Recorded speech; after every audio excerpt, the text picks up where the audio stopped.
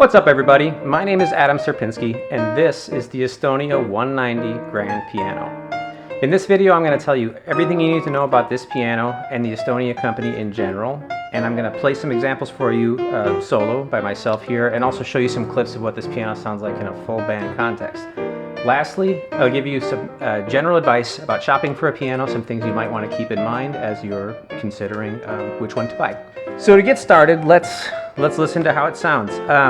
The first thing that struck me when I played this piano, and actually the first Estonia that I played was their smaller version, was that it sounds nice and bright in the middle and upper register.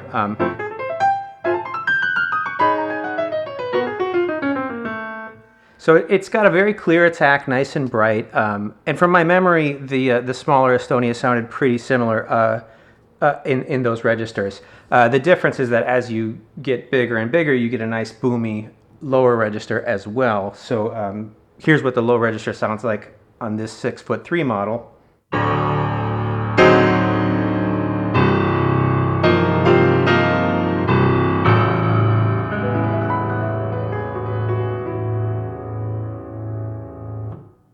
So yeah, the thing can really bark.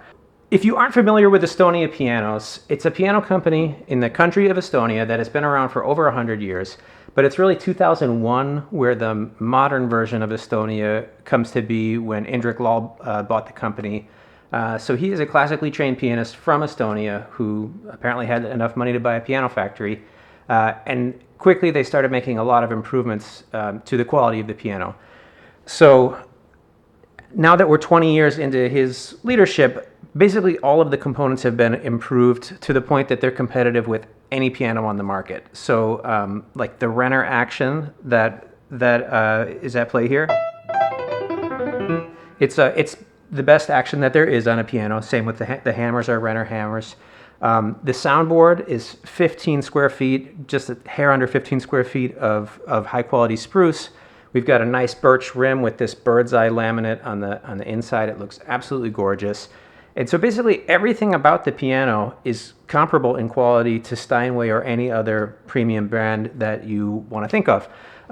So the differences between this and other pianos come down to design choices then. So in terms of the scale layout, where they've placed the braces, all these little choices that impact the character of the piano, are what makes it different from another one.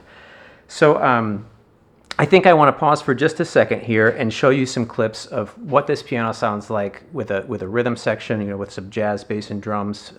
So let's go to that now.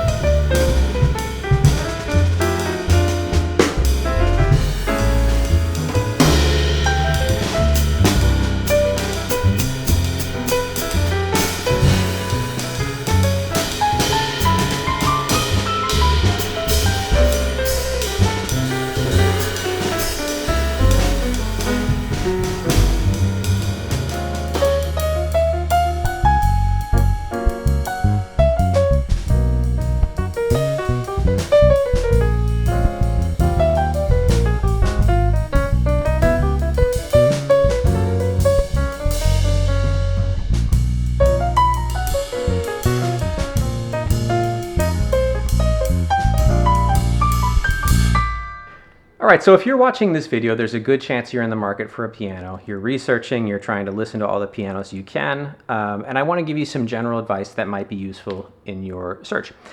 So the first thing to keep in mind is that you want to optimize for size when you're buying a piano. If you have a certain budget and you have to choose between getting a better brand or a bigger piano, the laws of physics make a bigger piano sound better almost all of the time. So longer bass strings, bigger soundboard, that's going to trump a fancier name on the front of the piano. So if you have to choose between the two, I would always say go bigger, of course comfortably within your space. This is about the biggest piano that we could fit here. This is a 6'3", 190 centimeter model, and I don't know if it's in frame, but I have a wall that ends here, and I have a cabinet that needs to open there. So this is what I could fit here. So then once we've decided on a size, we had to figure out, okay, what brands can we consider at our budget? So we were fortunately able to eliminate the pianos that are made in China, Indonesia, and South Korea. Those are the cheapest pianos. Some of them are very fine pianos. We decided to go up to the next tier, which is Japanese pianos like Kawai and Yamaha, and Estonia and Schimmel. So basically, the ones that are made in Eastern Europe or Japan are kind of in that middle tier of cost. And then the upper tier of cost are pianos made in America or in Western Europe, and those are more than double the cost of this, so it was just something we couldn't consider. So yeah, once we decided what price we wanted to target and what size we wanted to target, it became time to try actual specific pianos, and that's where things got tough. We live in Madison, Wisconsin. There are, I think, 2 piano stores here. And we were also willing to travel to Milwaukee, to Chicago, to La Crosse, Wisconsin. We went all over the area. Like any piano store within 2-3 hours of driving distance, we went there. And despite that willingness to expand our search, there were fewer than 10 pianos available that met our criteria. In fact, one of them that was at the top of our list for a while sold, and then there was no other piano like it available to us. So we had to shift gears a little bit. So we ended up buying this one in the Chicago suburbs and got a price that I think was fair. But I guess what I'm really trying to convey to you is that you might be able to find price guides, and you might be able to find somebody on a message board who got a once-in-a-lifetime deal, and you want that same deal for yourself. But really, be realistic about the fact that there are only going to be so many specific pianos you can choose from in your market, and so you kind of have to try them out. See what speaks to you, see what you feel comfortable with financially, and go from there. And I want to mention that even when you try the pianos at a store and then the next day you go to a different store and try another piano, it's not always easy to compare them because they aren't prepared the same way. One piano might have been tuned 5-10 times already, and it sounds as good as it ever will. And another piano might have just gotten off the truck a week ago, and it hasn't fully acclimated to the weather where you live. So you kind of have to use your imagination to some degree, which is really hard to do.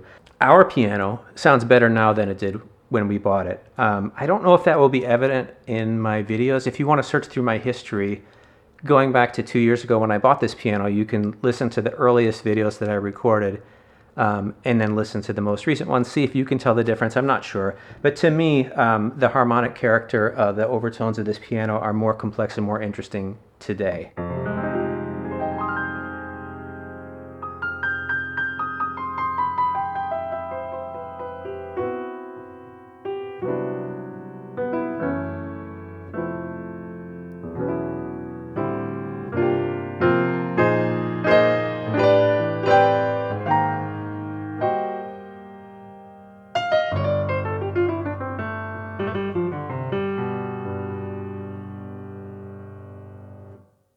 Yeah, so that's the piano. That's what it sounds like.